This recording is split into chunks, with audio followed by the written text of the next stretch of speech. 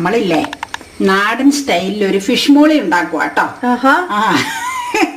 അമ്മയുടെ സ്റ്റൈലിലുള്ള ഫിഷ് മോളി. അതിനായിട്ട് നമ്മള് ഒരു ചെറിയ നെയ്മീൻ കിട്ടിയായിരുന്നു. അത് ക്ലീൻ ചെയ്ത് സ്ലൈസ് ചെയ്തെടുത്തേക്കണതാണിത്. നെയ്മീൻ സ്ലൈസ് ചെയ്ത് വെച്ചേക്കണം. ചെറുതായതുകൊണ്ട് വീതിപ്പാട് കുറവാ കഷ്ണത്തിന്. ചെറിയ മീനായിരുന്നതാ. പച്ചനെ കണ്ടിട്ട് തന്നെ കഴിക്കാൻ തോന്നും. അത് വലുതാണെങ്കിൽ നല്ല സൂപ്പറായേനെ.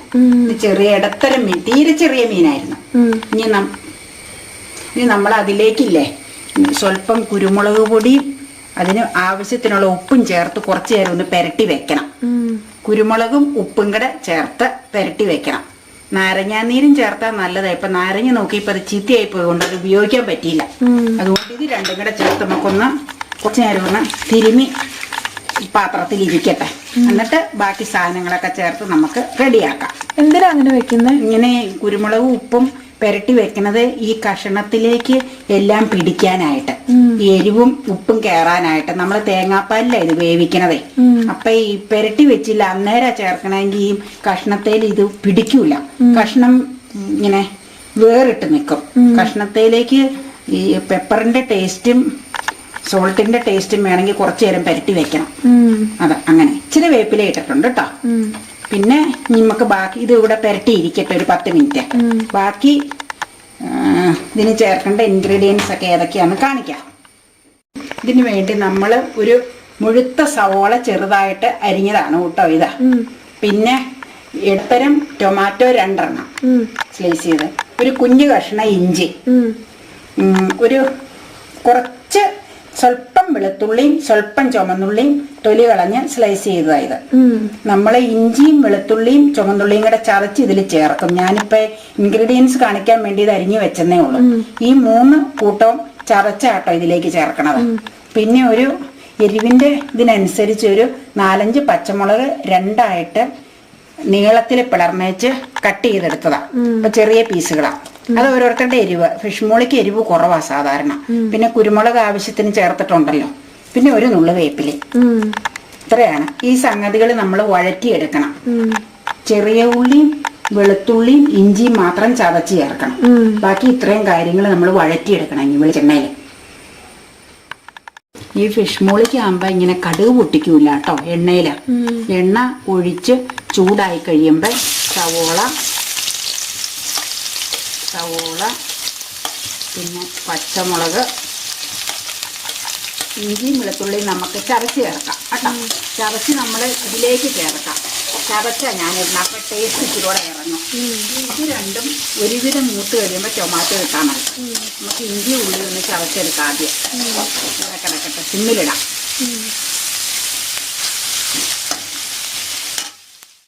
ഇനി നമ്മൾ ചതച്ചിരിക്കുന്ന ഇഞ്ചിയും വെളുത്തുള്ളിയും ചുമന്നുള്ളി ഇതിലേക്ക് ചേർക്കുക കേട്ടോ.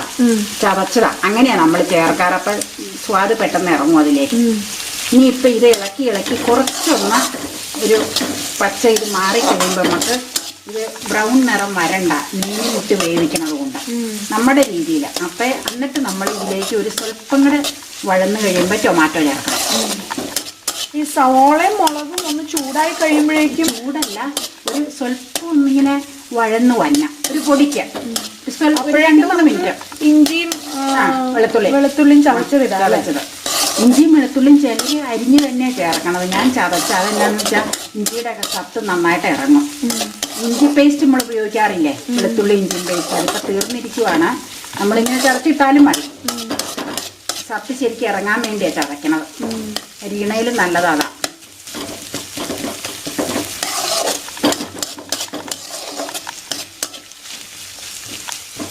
ഫിഷ് മോളി ഒരു സൂപ്പർ സാധനമല്ലേ. പിന്നെ നമ്മുടെ ആണെങ്കിൽ വളരെ എളുപ്പം തയ്യാറാക്കാൻ പറ്റുന്ന വളരെ രുചികരവുമായിട്ടുള്ള ഫിഷ് മോളി ഞാൻ ഞൊടിയിടയിൽ തയ്യാറാക്കണതായിട്ടാ.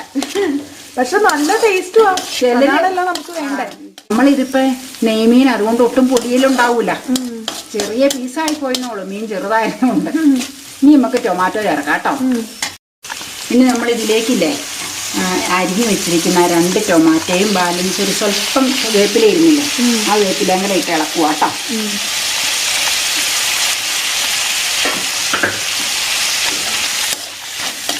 ഇതിന് നമ്മൾ എങ്ങനെയാണെന്നറിയാമോ, ഗരം മസാല നമ്മൾ ഗരം മസാലയല്ല ചേർക്കണം. നമ്മൾ ചേർക്കണത് ഒറിജിനൽ പട്ടയും ഗ്രാമ്പും ഏലക്കായും ഒക്കെ ചതച്ചായിരുന്നു കേട്ടോ, സ്റ്റൂവിനിടാൻ പോലെ. ഗരം മസാല ഇട്ടാലും കുഴപ്പമില്ല, പക്ഷെ ഗരം മസാല ഇടുമ്പോൾ ഇച്ചിലൂടെ കളർ ഒരു ഡാർക്ക് പോലെ വരും. അപ്പം ഇത് പരമാവധി ഒരു വൈറ്റ് കളറാണ് നല്ലത് ഇതിൻ്റെ. അതിന് വേണ്ടി അത് നമ്മൾ ചതച്ച് ചേർത്താൽ അത്ര ആ കളറ് ഡാർക്കായി പോവില്ല. ശരിക്കും നമ്മൾ ഹോട്ടലിൽ കണ്ടിട്ടില്ലേ ശരിക്കും വൈറ്റ് കളർ, അതാണ് ശരിക്കും ഇതിൻ്റെ കളറ്. നമുക്ക് അത്ര ഒക്കൂല, നമ്മളത്ര പ്രഗത്ഭരൊന്നും അല്ലല്ലോ.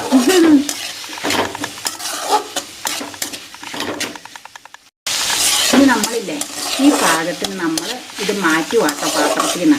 ഇത് നമ്മൾ ഇത്രയും വഴന്ന് കിട്ടിയാൽ മതി. അപ്പം എന്നാ ചെയ്യണമെന്ന് വെച്ച് കഴിഞ്ഞാൽ മീനിൻ്റെ കൂടെയിട്ട് വേവിക്കാനുള്ളത്. ഇനിയിപ്പോൾ മീൻ റെഡിയാക്കാനുള്ള ചട്ടിയിലേക്ക് നമ്മളിത് മിക്സ് ചെയ്യുക കേട്ടോ. അരപ്പൊന്നല്ല, ഈ മസാല.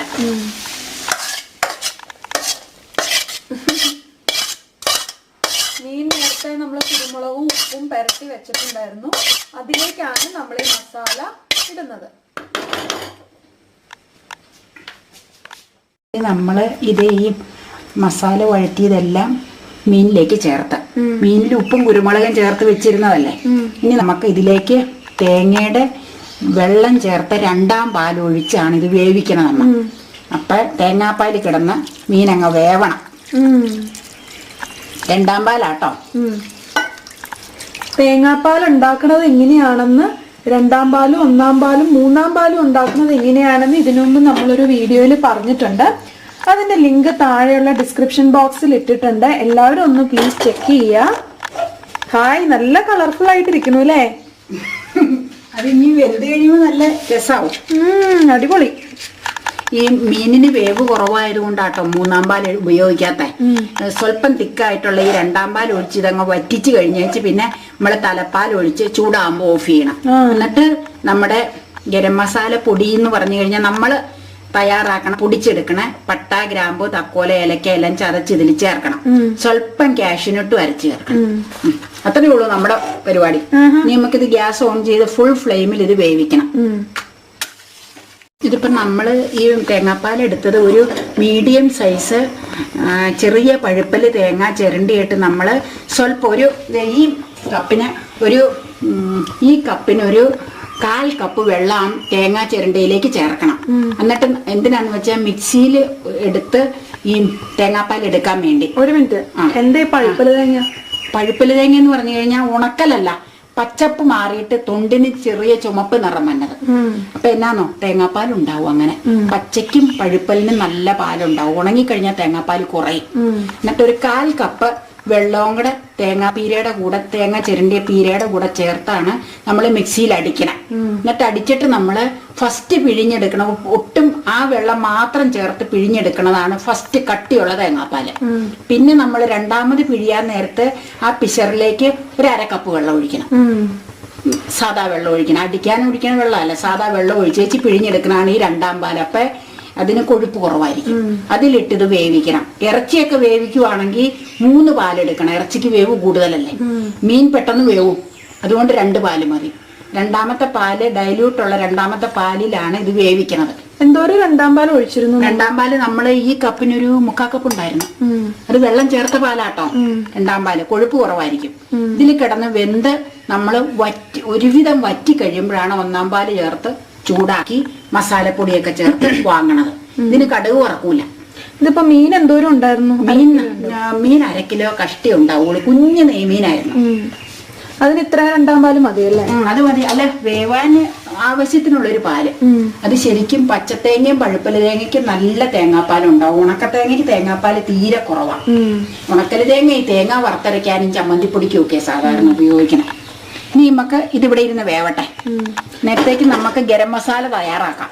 കയ്യിലുകൊണ്ട് ഇളക്കാൻ പാടില്ല? ഇല്ല, അന്നേരം കയ്യിലുകൊണ്ട് ഇളക്കി കഴിഞ്ഞാൽ കഷണം ഇതായി പോയി ഉടഞ്ഞു പോകും. നെയ്മീനായതുകൊണ്ട് ഉടയൂല, എന്നാലും ഈ കലം ചിറ്റിച്ചാൽ മതി. ഇങ്ങനെയാണ് മീൻ വേവിക്കുമ്പോ എപ്പോഴും. ഇനി മൂടുവാട്ടോ. ഞാൻ അവിടെ ഇരുന്ന് വേവട്ടെ. നേരത്തെ നമുക്ക് പട്ട ഗ്രാമ്പു ഏലക്ക എല്ലാം പൊടിക്കാം. കണ്ടോ, മമ്മ മസാല ഇട്ട് വെച്ചിരിക്കുന്ന പാത്രമാണ്. ഇതിൽ നിന്ന് നമുക്ക് ഫിഷ് മോളിക്ക് ആവശ്യമായിട്ടുള്ള പട്ട, പിന്നെന്തൊക്കെയാ, ഗ്രാമ്പു, ഏലക്ക, തക്കോല ഇത്രയും സാധനങ്ങൾ നമ്മൾ എടുത്ത് ചതച്ചെടുക്കാം കേട്ടോ. നമുക്ക് ഇതൊന്ന് ചുറ്റിച്ച് വെക്കാം കേട്ടോ, അതിലേക്ക് ഇറങ്ങാനായിട്ട്. ഇതിൽ കിടന്ന് വേവുമല്ലേ അപ്പം, ഒന്ന് ചുറ്റിച്ചങ്ങ് വെക്കാം. ഇളക്കി കഴിഞ്ഞാൽ ചിലപ്പോൾ കുഴയും എല്ലാം കൂടെ. നമുക്ക് ഇത് രണ്ടാം പാൽ ഒഴിച്ച് നമ്മൾ മീൻ വെന്തിട്ടുമുണ്ട്, ചാറ് ഒരുവിധം കുറുകിയിട്ടുമുണ്ട്. എന്നിട്ട് നമുക്ക് ഇനിയിപ്പം തീരെ ചാറ് വറ്റിയാൽ പിന്നെ ഒട്ടും ഇരിക്കുമ്പോൾ കണ്ടമാനം വറ്റിപ്പോവും, ചാറുണ്ടാവില്ല. അതുകൊണ്ട് ഈ പരുവത്തിന് ഇപ്പം ഒരു സ്വല്പം ചാറ് നിൽക്കുക. കഷ്ണം വെന്ത് കഴിഞ്ഞാൽ നമുക്ക് ഈ തലപ്പാൽ, അതായത് ഒന്നാമത്തെ പാല് നമ്മൾ ചേർക്കുക. ആ ഒന്നാം പാലിലേക്ക് ഒരു 1-2 കാഷ്യൂ ഞാൻ ചുമ്മാ ചതച്ചതിലേക്ക് ഇട്ടിട്ടുണ്ട്. ഇരുന്ന കാഷ്യൂ വറുത്ത് വെച്ച് അരച്ച് ചേർത്ത് കഴിഞ്ഞാൽ പ്രത്യേക ടേസ്റ്റാ തേങ്ങാപ്പാൽ കറിക്ക്. അത് ഒരു കൊഴുപ്പ് തന്നെയല്ല, ഒരു പ്രത്യേക രുചി കിട്ടും. ഇല്ല, കാഷ്യൂ അരച്ച് ചേർക്കണം ഏറ്റവും നല്ലത്. ഇതിപ്പോ 1-2 കാഷ്യൂ കിടന്നുകൊണ്ട് ഞാൻ ആ ചതച്ച് പാലിലേക്ക്, തേങ്ങാപ്പാലിലേക്ക് തന്നെ അങ്ങ് ചേർത്താൽ പൊടി പോലെ അരച്ച് ചേർക്കണം കേട്ടോ, നല്ലതാണ്. കൂടുതൽ അളവുള്ളപ്പോഴേ ചെയ്യാൻ പറ്റുള്ളൂ. ഇതിപ്പോ പെട്ടെന്ന് തയ്യാറാക്കാൻ നോക്കിയതല്ലേ, മീൻ കിട്ടിയപ്പോ. അതുകൊണ്ട് സ്റ്റോക്ക് കാഷ്യൂ അരക്കണത് നമ്മള് ചുമ്മാ ഒന്ന് തവയിലൊന്ന് ആദ്യം ഒന്ന് ചൂടാക്കണം, ഒന്ന് പച്ചപ്പ് മാറാൻ. എന്നിട്ട് ചൂടാക്കി വെച്ച് സ്വല്പം വെള്ളം ചേർത്തേച്ച്, ഞാൻ സാധാരണ നമുക്ക് അരകല്ലുണ്ടല്ലോ, അരകല്ലേല ഇടിച്ചേച്ച് ചതച്ചെടുക്കണം. ചതച്ചല്ല, അരച്ച് തന്നെ അരച്ചെടുത്താലേ അത് ഗുണമുള്ളൂ, അതിലേക്ക് അലിഞ്ഞു ചേരും. മിക്സിയിൽ അരയ്ക്കണമെങ്കിൽ കൂടുതൽ സാധനം വേണം, എന്നാലേ അരഞ്ഞു കിട്ടുകയുള്ളൂ. കുറച്ചിട്ടാൽ മിക്സിയിൽ അരയൂലല്ലോ. അപ്പൊ ഇതാണ്. ഇനിയിപ്പൊ നമുക്ക് നമ്മൾ തയ്യാറാക്കി വെച്ചിരിക്കുന്ന ഗരം മസാല ഇല്ലേ, അതും കൂടെ ഇതിലേക്ക് ചേർക്കണം. കളർ എങ്ങനെയുണ്ട്? അടിപൊളി.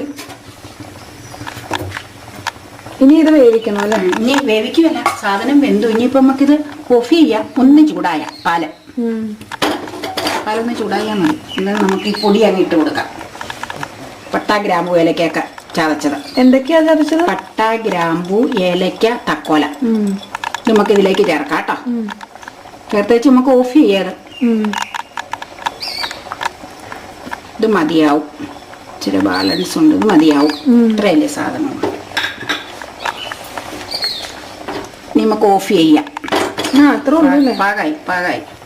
ഇത്തിരി കുറുകിപ്പോയ, അല്ല ഇത് ചെയ്തു പോയാൽ കുറുകിപ്പോവും, കണ്ട മാനം ഇരിക്കണ്ട. ഓഫ് ചെയ്യുക കേട്ടോ ഗ്യാസ്.